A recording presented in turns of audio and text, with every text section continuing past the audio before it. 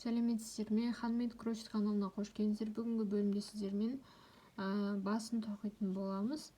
Осы басына келдік. Енді міне осындай кожа түстес цветті аламыз. Видеоның соңына дейін қараңыздар. Ал ендеше кеттік. Басын тоқу үшін осындай колечко жасайтын боламыз. Осы колечканың ішіне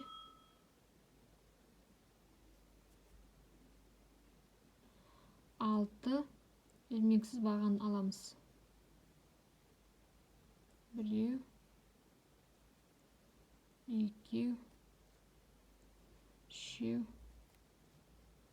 төртеу, бесеу және де алтау.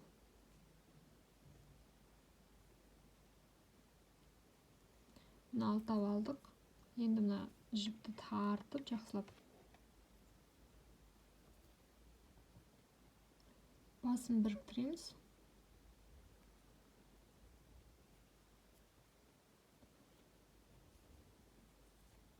Енді арттырмаға көшеміз. Бос бір ilmek алып, басы түгелімен ilmeksiz бағаннан тоқылатын болады. Ал енді екінші ряд каждый бір мынау. Біреусіне екі-екеуден тоқитын боламыз. Сонымен 6 арттырма болады. 6 арттырманы тоқып алып келеміз. Одан кейін 12 болу керек екінші рядта получается. Одан үшінші рядта кездесеміз. Үшінші рядқа келіп жеттік. Енді тағы да бір бос ilmek алып, біреуіне біреу тоқимыз, келесісіне екеу тоқимыз. Солайынан чередовать етіп отырамыз. Біреуден кейін келесісіне екеуден қылып. Сонда тағы да 6 арттырма қосылады бұған. Сонымен 18 болады. Міне біреу, екеу, үшеу, төртеу болды. Мына бесіншісіне біреу, тағы екеу, келесісін біреу, одан кейінгісін екеу. Осылайынан айландырып келесіздер. Үшінші рядта 18 болу керек. Мінекей үшінші рядта аяқтадық. Енді тағы да бір бос ilmek алып, бұл рядта уже екеуден кейін болады. Біреу, екеу, үшіншісіне екеу тоқылады. Қайтадан біреу, екеу, үшіншісіне екеу тоқылатын болады. Осылайынан бұл қатарда да 6 арттырма болады да. Сонымен 18 болды, бізде 24 болу керек. 24 қылып өзіміз тоқып алып келеміз. Менікімен бірдей қылып тоқып отырыңыздар, өйткені одан кейін дұрыс емес болып кетуі мүмкін. Сол себепті бірдей қылып тоқуға тырысайық. Төртінші қатарды аяқтадық. Енді бесінші қатарға жеттік. Бұл жерде уже үшеуден кейін болады. Біреу, екеу, үшеу. Үшеуден кейін екі арттырма. Бұл қатарда уже 30 болу керек. Біреу, екеу, үшеу, төртіншісіне арттырма. Осылайынан тағы да тоқып алып келеміз. Одан кейін уже 1, 2, 3, 4, 5, 6 рядта көрсетем тағы да. 5-ші қатарды аяқтап алып келдік. Енді 6-ші қатарды бастаймыз. Бұл жерде уже 6 арттырмамен 36 болу керек. Яғни бұл жерде уже 4-ден кейін болады. Біреу, екеу, үшеу, төртеу, 5-ші мен 6-шысы уже арттырма болып отырады. Сонымен 36 болу керек бұл қатар. 36 қылып тоқып алып келеміз. Одан кейін 7-ші қатарды көрсетем. 6-ші қатарды аяқтап біттік. Енді 7-ші қатар соңғы арттырудың қатары. Бұл жерде уже 5-ден кейін болатын болады. Арттырма біреу, екеу, үшеу, төртеу, 5, бесеу және де міне 6-сы мен 7-сі уже арттырма. Қайтадан 1, 2, 3, 4, 5, 6-сы арттырма. Сонымен 6-шы қатар бізде 36 болды. Енді 7-ші қатар 42 болу керек. Сонымен арттырулар қатары аяқталынады. Одан кейін қалай тоқылатынын көрсетемін. 7-ші қатар аяқталды 42 мен.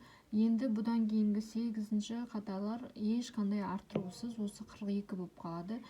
Яғни 8-ші рядты біз бос бір ілмек алып, ілмексіз бағаннан 42 қылып, осайынан 7 қатар тоқимыз.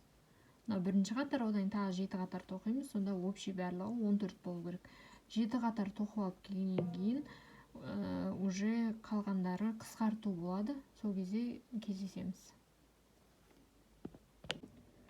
Қараңыздар, 7 қатар аяқтап бітірдім, общий 14 болды. Енді 15-ші қатарда қысқартулар басталады. Қысқартулар қалай болады? Мұны 1 аламыз, 2, 3, 4, 5, 5-ден кейін 6-шыны аяқтамай, 7-шіні аяқтамай, 3-ін басын 1 болып шығарамыз. Тағы да 1, 2, 3, 4, 5 және де 6-шысы мен 7-шісі осылайынан қысқаратын болады. Мұны осылайынан айландырып тоқып алып келеміз. Қысқартулар 6 қысқарту болады сонда. Сонымен 15-ші қатар аяқталынады, одан кейін 14-ші қатарды бастаймыз. 15-ші қатар аяқталынды, енді 16-шы қатарды тағы да қысқарту, бірақ бұл жерде уже 4-ден кейін болады. 1, 2, 3, 4, 5 пен 6 қысқарту болады. Тағы да солай 1, 2, 3, 4, 5 пен 6 қысқарту болады. Мен осылайынан 16-ші қатарды алып келесіздер, тағы да 6 қысқарту болады.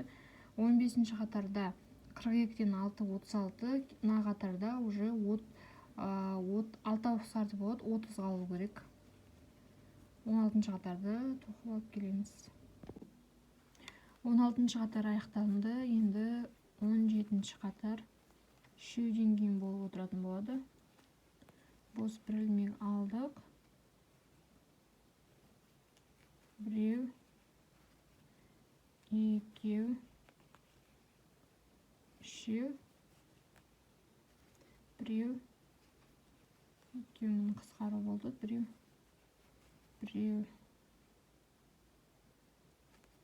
2, 3, 4 пен 5 қысқару. Сіздер шатасып кетпес үшін алдыңғы жеріне жіп байлап отырсаңыздар болады. Сол кезде қателеспейсіздер. Өйткені шатасып кетуге де болады, өйткені майда тоқу болғаннан кейін.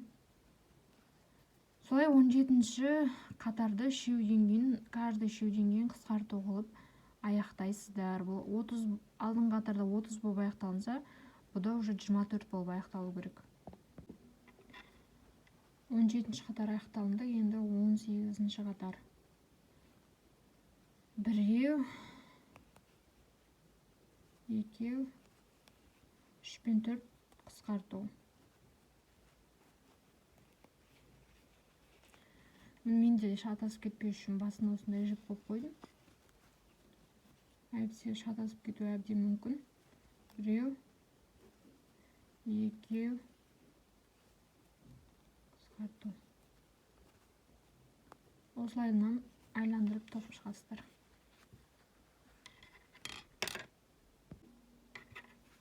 18 қатар аяқталынды. Мен штоп мына жағы қатты уже қазір қысқару болып кетсе, кішкене синтефонды салған қиын болады. Сол себепті мақтаны салып синтефонды тығыздап тұрып салып қойдым.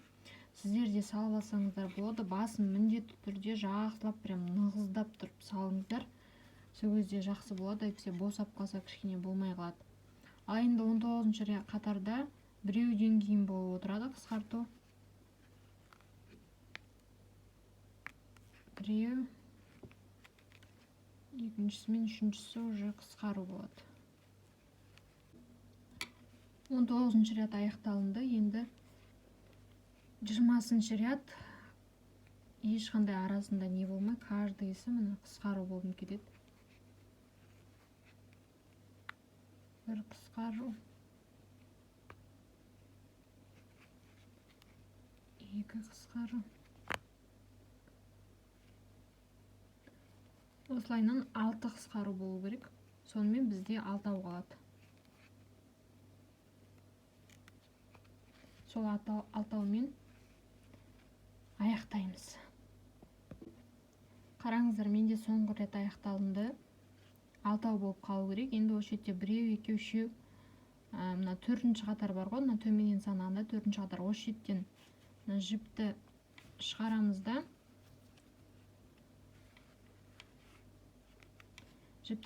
да, денесімен біріктіретін боламыз. Денесімен біріктірген кезде қараңыздар, міндетті түрде бір бетіне жаңағыдай беті болып келетін, көзін тігуге ыңғайлы жерді белгілеп аламыз. Өйткені мынау қысқартулар жер түсіп қалса әдемі емес болып қалады. Сол себепті бір тегіс жерін алыңыздар.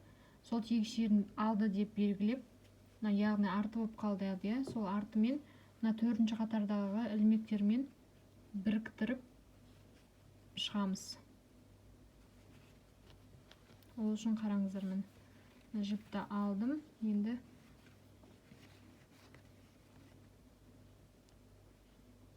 жәндегісіне кіргізіп, гимна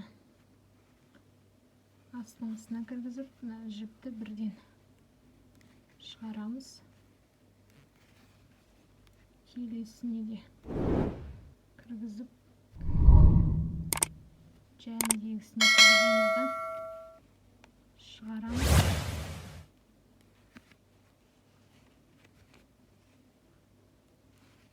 Мойын сияқты болып шығады. Осы түспен біріктіретіміздің себебі сода.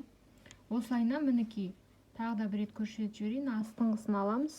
Сосын 4-ші қатар дедік қой, сол 4-ші қатардың рядындағы жаңағы несін аламыз, жіпті міне аламыз да, жіпті шығарамыз. Солайынан айландырып, біріктіріп шығамыз. Қараңыздар, айландырып алып келдім. Мінекей, осындай болып жалғаны шықты. Басы, денесі дегендей. Енді мына жіпті қатты қысқа қылып кесуге асықпаңыздар, өйткені мінекей, примерно осы жерден қылып кесіп,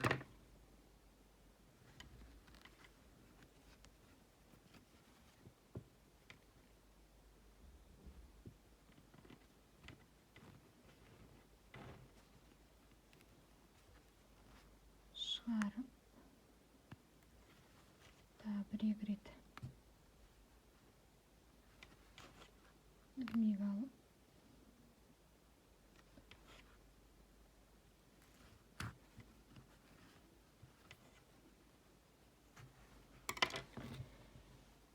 мына жіпті шығардық қой. Енді осы жіпті қырықпаңыздар.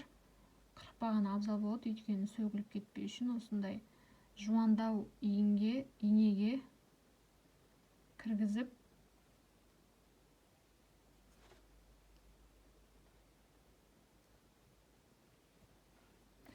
аласыздар да.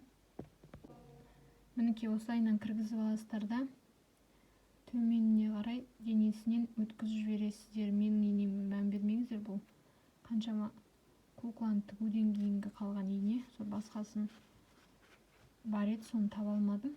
Сіздерге тезірек көрсету үшін денесінен өткізіп кіргізіп жіберіңіздер.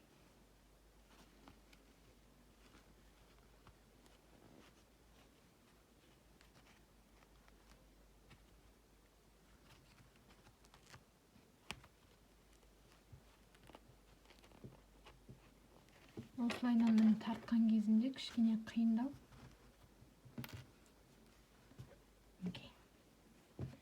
Енді осыны былайынан кесіп жібересіздер. Сонымен жібін.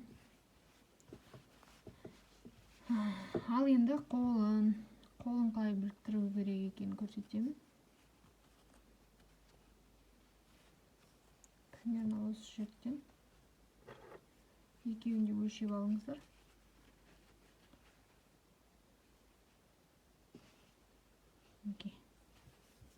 Қолдар керісінше болады ма? Осылайынан қазір біріктіріп шығамыз. Мен бір қолын біріктіріп қойдым, енді екінші қолын біріктірілуін сіздерге көрсетемін. Одан кейін сіздер де екінші қолын дәл солай біріктіре саласыздар. Мына жіпті инеге кіргізіп, осы мойындағы жерге осылайынан қарап өлшеп алыңыздар. Я примерно осы жетке.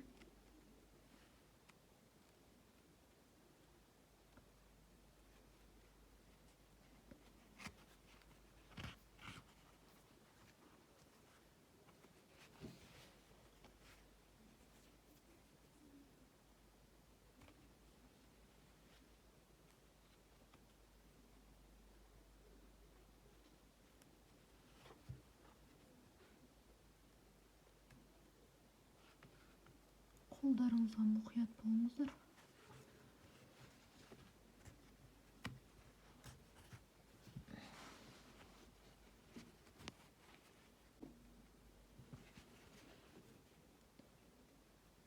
Үстінен алып, кіргізіп, мына жеріне кіргіземіз.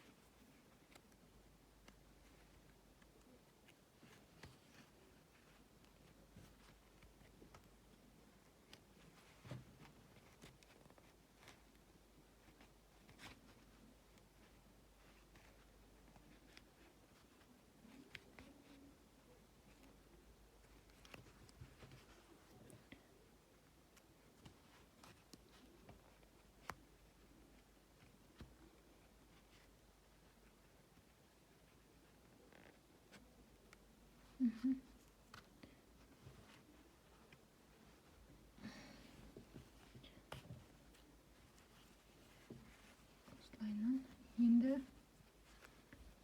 шетінен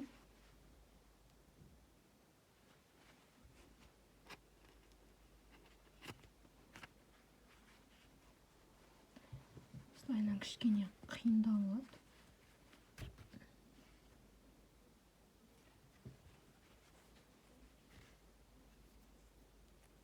Денесіне кіргізіп, 3 қатарды алу керек, сонда денесінен.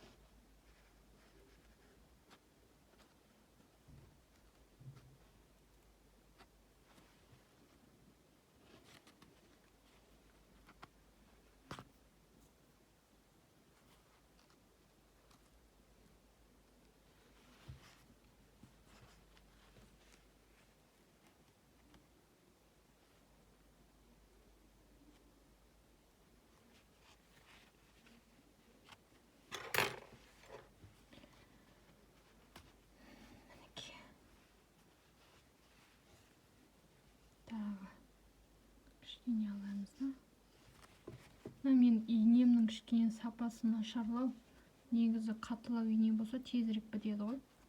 Майысы көрдіңіздер ме, маған кішкене мешать етіп жатыр. Бұдан басқа жуан инемді таба алмадым. Қай жерде жатқанын. Негізі басқа жуан инем бар еді. Сонымен ыңғайлырақ етін.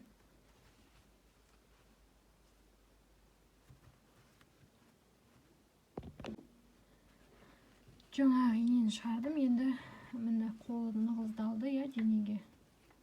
Енді осыны жібін кеспей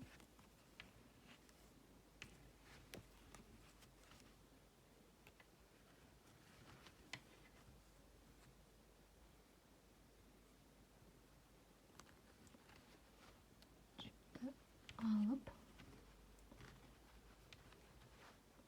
біреу екі ілмек аламыз да.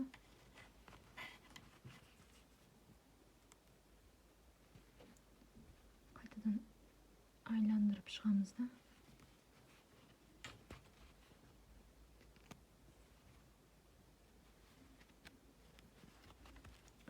Бұның барлығы жылынып кетпей үшін, сапасы кішкене жақсы болу үшін жасалыныватыр. Негізінде ол әрқайсыларыңыз өздеріңізге байланысты. Мен сияқты біріктірсеңіздер болады, немесе өздеріңіз басқашалап біріктірсеңіздер де болады. Енді мына жіпті денесі арқылы кіргізіп береміз.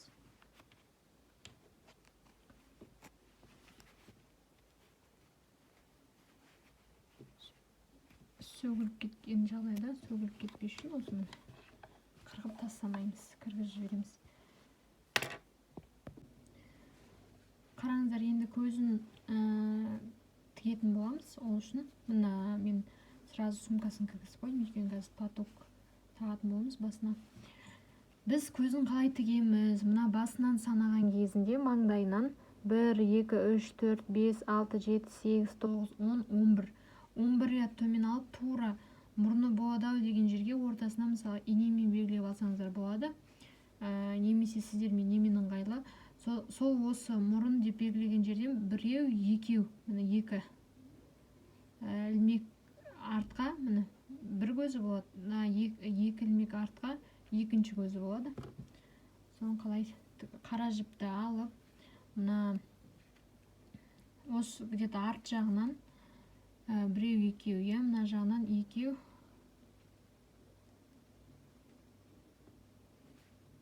Өшетке кіргіземіз. Мына жіпті соңына дейін шығармаңыздар. Примерно осындай қалдырсаңыздар болады. Одан кейін біреу, екеу, үшеу, міне төртіншісіне қараған жерден кіргіземіз да. Мынау кіргізіп, мына жоғарғы жер бар ғой, мына кіргізген кезінде мына көзінің тура тіккен кіргізген жерінен сәл төмен ғана алып шығарамыз. Сонда мына жіп астында қалу керек. Міне. Енді осы шеттен кіргіздік, төмен қарай бір ілмектің, бір қатардың көлемінде төмен кіргіземіз. Келесісін тура жәнінен, сол жаңа көз кіргізген қатардың тура бір ілмекті қатарынан тоз жоғарғысынан аламыз, төмен астынан емес.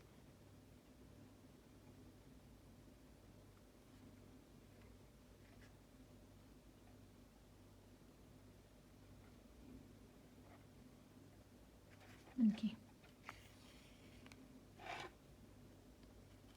Жіпті осылайынан жөндеп жібереміз. Кейін тоже бір ілмекті көлемінде, бір қатардың көлемінде кіргіземіз.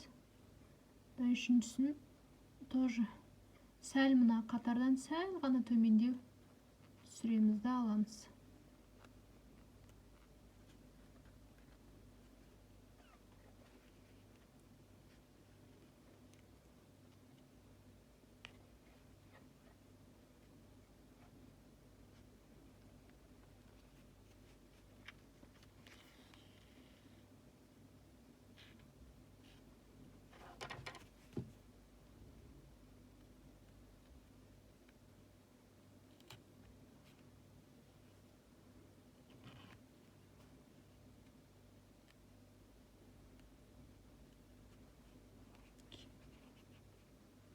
осылайынан жөндеп жіберсеңіздер болады. Енді үшіншісін тура сол қатарда ортасынан кіргізіп, төртіншісін тура ең шетіндегінің сәл жоғарыдан шығарамыз.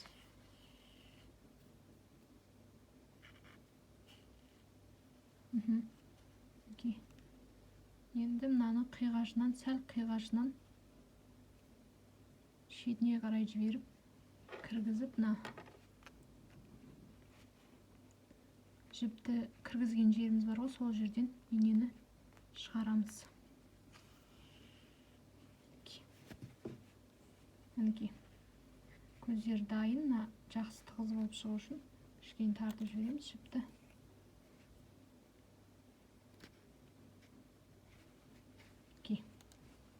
Көзі дайын болды. Енді иненің қажет жоқ, алып тастасақ болады. Енді қараңыздар, мына жіпті примерно осының көлеміндегідей қылып кесіп, мен бұл жолы көзін басқаша қылып тіктім. Өйткені маған алдыңғы қуыршақтағы тіккен көз онша ұнамады. Сол себепті мен сіздерге басқа әдісімен көрсеттім. Мені байлап жіберіп, мына жіпті қырықпай, артқы орта жағынан крючокпен тығып кіргізіп жібересіздер.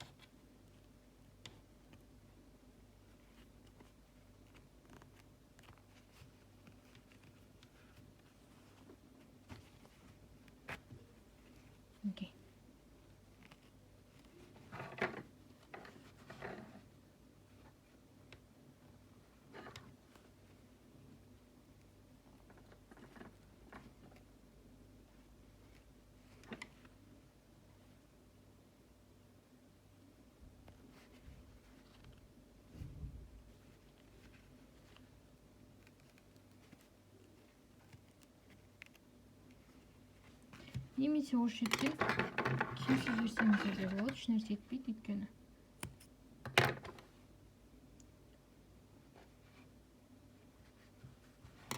Мындай артық шыққан жерлердің бәрін кесіп тастасаңыздар болады. Мінекей көзін тігіп бітірдік. Біз мына сумкасы осылайынан тұрады. Мынаны алып, орамалын өздеріңіз байлап жіберсеңіздер болады. Мінекей достар, көзін тігіп бітірдік. Енді орамалын алып, осылайынан мына сумкасын міндетті түрде табыңыздар. Орамалын алып, осылайынан кіргізіп, артынан байлап жібересіздер.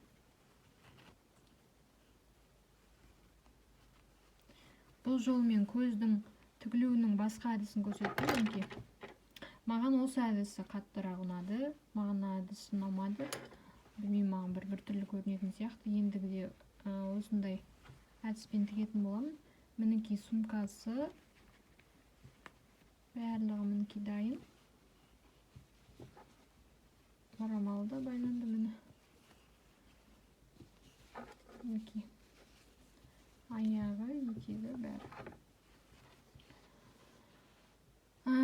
Опа-далаппен осындай қызылмен екі шетінен бояп жіберсеңіздер болады. Күліп тұрғандай, жымиып тұрғандай болып шығатын болады. Мінекей қуыршақтарымыз дайын. Видеоның соңына дейін қарағандарыңызға рахмет. Менің каналыма міндетті түрде тіркелуді ұмытпаңыздар. Келесі сабақтарда мен сіздерге осындай қоян қуыршақтың тоқуымен бөлісетін боламын. Сол себепті міндетті түрде тіркеліңіздер. Қандай да бір сұрақтар болса, комментарий жаза кетіңіздер.